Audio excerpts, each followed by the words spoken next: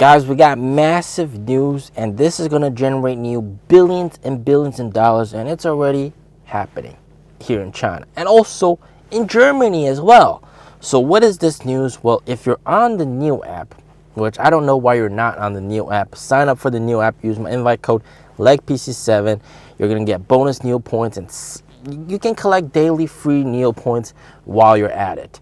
But on the Nio app, you'll notice this very interesting article that was posted by the general manager of Norway and also Germany, Marius Haler. And that is that they are partnering up with RWE, which is the leading energy provider in Germany, to, of course, first of all, get European Nio owners the best prices for electricity. So their swapping fees or charging fees are going to get much reduced at Nio's chargers, but also, and this is what they said, and this is very interesting, all right, translated, have a listen. The electricity company said, "We are pleased that we have won Nio as our partner and will supply it with electricity.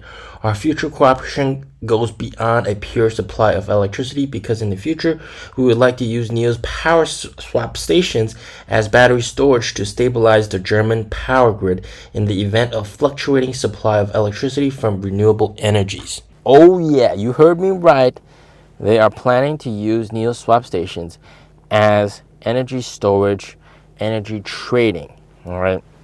And this is very critical because this is where all the money is at. The fluctuations between electricity prices between daytime and nighttime are massive. Here in China, it's like more than 2x. It's around 3x the electricity prices. So by doing that, you're able to earn a huge amount from the difference. And here in China, they're already doing it at a lot of these swap stations, and they're able to provide power to the grid in as little as 10 seconds. They say we need power, 10 seconds, boom, they got power. Overall, battery swap is still a loss generating endeavor at the moment. Charging is profitable, but battery swap, Nio CEO has recently said just today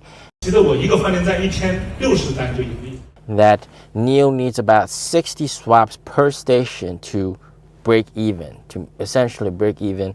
And he said that at most Shanghai swap stations, they've already reached 80 swaps per day on the swap stations.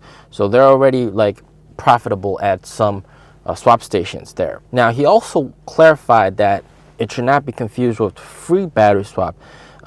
He said that with free battery swap, like for me, I got free battery swap, all they're losing out on is some electricity fee. But he said the service for battery swap, that overall 60 per day, and the service for battery swap, that is profitable. And that's probably because, apart from free battery swap, there's the electricity fee that they're earning a little bit of profit from. But if you're paying for swaps, there's also the fixed swap fee, which is 30 RMB or 50 RMB at certain locations. So that's actually a sizable amount. You go for a swap, and if it's not free swap, then you got to pay Nio 30 or 50 RMB. So it's I guess it's the price you pay for convenience. And if you compare it to some of the more expensive chargers, it might actually be cheaper that way. But yes, if you collect 30 or 50 per car that's swapping there, and every day you get 60 or 80, then it's pretty much profitable. Very nice. Now, the energy trading part is where that thing gets me the most excited, because this is where it's easy money, right? And Nio's batteries, they're able to store a ton of power, and if they're able to offload at least maybe half of it during the day, then they can earn money from swaps, but also earn money by selling the electricity to the grid, which is also quite amazing.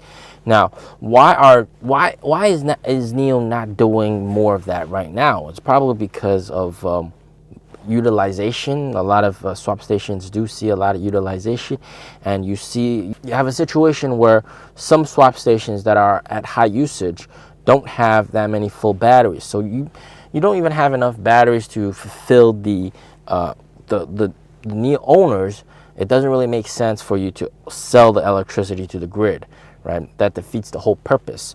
And at the same time, they're trying to charge the batteries at night and then swap during the day, charge when electricity is the cheapest. So it becomes more of like an emergency use case scenario, which is what they're doing right now. They haven't really just opened the switch to pure energy trading, which is what we all want to see. I mean, that would make it instantly profitable. I mean, like, that would earn them a huge amount of money. The margins would be huge because you can imagine with electricity prices 2xing, you could spend like $200 charging all the batteries at night, and then the next day offload it back to the grid for 400. The thing is, you got to see this happening all over the world, all right? And this is finally happening. And what I said, and back when I made the super hyper bullish scenario, dominance. Ever since the 20th century, the US has been the oil dominant country with Standard Oil, ExxonMobil, all these companies. At the center of it, the United States controls the world pretty much through oil. And if you guys know a little bit about history, it's also why Japan attacked US, because US cut off Japan's oil supply.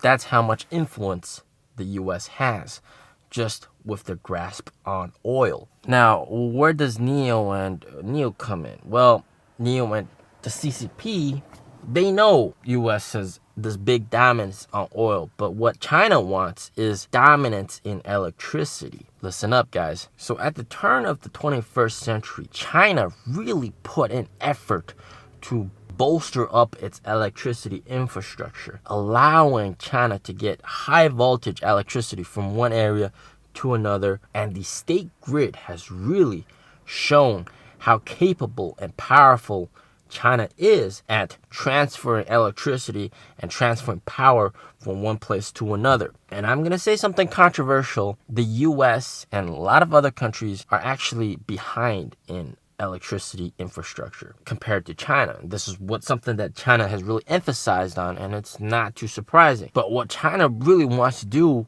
is to export this outside of China, have more influence outside of China. But you can't just go out and, the China state grid and build the power network for other countries. That would be a big no-no, of course. But, and you're seeing where I'm getting at, this is where Nio comes in. And this is the ultimate goal of Nio, and not selling cars and everything.